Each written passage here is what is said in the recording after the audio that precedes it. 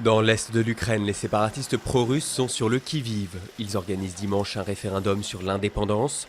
Ce scrutin pourrait ouvrir la voie à un rattachement à la Russie, alors que les provinces de l'Est représentent plus de 20% du PIB de l'Ukraine. Kiev et les Occidentaux ont d'ores et déjà prévenu que ce vote était illégal à leurs yeux. Les chemises rouges thaïlandaises manifestent à Bangkok. 3 jours après la destitution de la première ministre, ils sont venus rappeler leur soutien au gouvernement. En cas de chute de l'exécutif, c'est tout le pays qui pourrait sombrer dans la guerre civile. Depuis 6 mois, les opposants tentent par tous les moyens de renverser le pouvoir en place. L'avenir d'Alstom n'appartient qu'à Alstom. C'est le message qu'ont lancé François Hollande et Angela Merkel lors d'une rencontre informelle en Allemagne. La branche énergie d'Alstom est convoitée par l'américain General Electric, mais l'allemand Siemens pourrait lui aussi déposer une offre de rachat.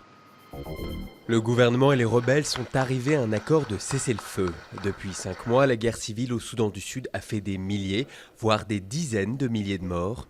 Le pays se trouve actuellement au bord de la famine. En janvier, un précédent accord de cessez-le-feu n'avait jamais été appliqué. C'est un Eurovision très politique qui se tiendra samedi soir à Copenhague.